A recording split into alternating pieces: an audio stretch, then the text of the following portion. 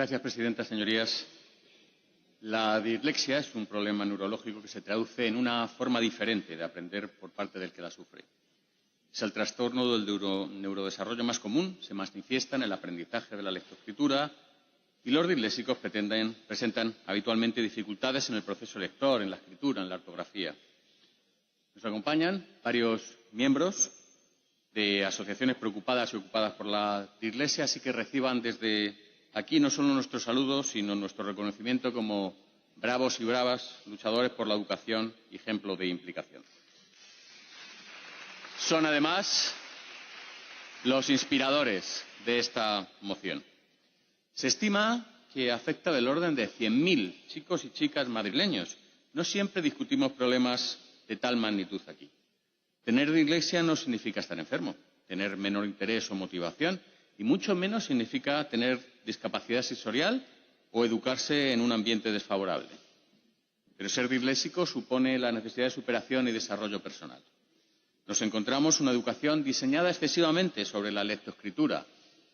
La LOMCE, además, multiplica los contenidos de manera que las dificultades se agravan. Si además estamos en la Comunidad de Madrid, firme defensora de la LOMCE incluso antes de que existiera, y donde los apoyos educativos y la innovación docente no se cuidan desde la Administración, los problemas de los disléxicos se multiplican aún más. Se atribuye la dislexia a importantes personajes. Es dudoso en ciertos casos. No siempre los datos lo confirman y, además, un diagnóstico en el tiempo no es fácil. Pero, como dice el dicho italiano, si non è vero, è ben trovato. Las notas manuscritas de Leonardo da Vinci son extravagantes e incomprensibles.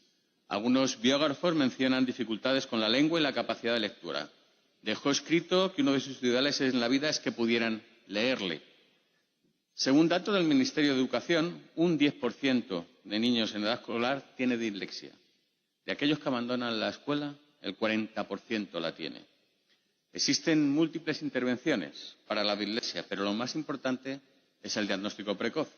Es preciso unificar pruebas de detección temprana de la dislexia. La dislexia puede superarse cuando está correctamente diagnosticada y se la trata con paciencia y fuerza de voluntad. Las dificultades en la educación suelen ser el resultado de un diagnóstico equivocado y de la consiguiente frustración. Requiere una adaptación curricular en la escuela, ajustes en el modo de enseñar, por ejemplo, evitando que no todo se aprenda por escrito, que se utilicen más las capacidades orales, que el material de lectura seleccionado sea estimulante. Para ello, y por ello, nuestra propuesta pide un protocolo de detección, identificación e intervención. Murcia ya desarrolló, en 2008, una guía de actualización sobre la dislexia, una guía muy bien valorada por sus contenidos y por el seguimiento e implicación de las escuelas. Las asociaciones también tienen un muy buen material que puede ser utilizado. Pero la forma en que Madrid trata la dislexia es casi una novela de misterio. Agatha Christie tenía su dislexia bastante asumida. Era considerada la lenta de la familia. Tampoco escribía correctamente, dictaba sus novelas. Tras su muerte aparecieron varios cuadernos ininteligibles. Con mucho esfuerzo se descubrió que había 2 novelas inéditas de Hércules Pogot. Inéditas pero necesarias son las medidas específicas en esta comunidad, como programas y profesionales de logopedia disponibles en los centros. La crisis se ha llevado por delante a muchos de estos profesionales de las aulas madrileñas. Nuestra propuesta pide expresamente la ampliación del tiempo en las pruebas y que se utilicen elementos tipográficos más grandes. Para mostrar la diversidad de la situación en España, miremos la selectividad. La sensibilidad de cada gobierno autónomo determina en parte las posibilidades de éxito. Baleares, Andalucía o Murcia dan más tiempo y una tipografía especial. Incluso se permite el uso de un procesador de texto, diccionario o hacen pruebas orales. Lo ideal es que se puedan disfrutar de las mismas adaptaciones que han tenido en secundaria y bachillerato. Aquí deben de hacer el examen en la misma aula que sus compañeros, se tiene en cuenta la falta de ortografía y solo muy recientemente se ha mejorado algo la tipografía. Se asume que Thomas Alva Edison también era disléxico, que le impidió, junto a su mala salud, acudir a un colegio normal. Acabó convirtiéndose en un dechado de creatividad, ostenta el récord de mayor número de patentes en Estados Unidos. Y ya es tiempo para incorporar la innovación educativa en esta comunidad, algo que sin duda ayudaría, porque el uso de las TIC permite desarrollar habilidades para escribir que de otra forma no se podrían lograr. También permite eliminar barreras para motivar la lectura, por ejemplo, con audiolibros en las etapas iniciales que harían que los chicos se familiarizaran y tuvieran interés por la lectura. Muchos científicos y pedagogos han propuesto también el uso de la música como terapia, porque el ojo y el oído trabajan juntos en la lectura. Sugieren el uso de canto gregoriano o música de Mozart, por cierto, otro del que se dice que sufría dislexia. La dislexia requiere una enseñanza multisensorial que proporcione diversos medios de estimulación que refuercen e integren las habilidades básicas. Es fundamental el trabajo en la formación, también es parte de nuestra propuesta. Dada la importancia de la detección precoz, es esencial que todas las personas que por su trabajo pueden estar en contacto con la dislexia, maestros, médicos, profesores, monitores, tengan una formación específica. Otro escritor disléxico célebre fue el poeta Yeats. Tuvo grandes problemas para aprender a leer y la severidad de su padre no ayudaba. Asumiendo que su hijo nunca aprendería a leer bien, decidió recitarle en voz alta. Yeats mantuvo incorrecciones y faltas de ortografía durante toda la vida, lo cual no le impidió ganar el Premio Nobel de Literatura en 1923. Las familias son esenciales en todo el proceso. La situación actual conduce a muchas personas con dislexia a creerse menos válidos que el resto, peores estudiantes, menos inteligentes. Sufren estrés por sentirse incapaces del éxito en tareas académicas, sentirse tontos por no hacer bien lo que hace el resto.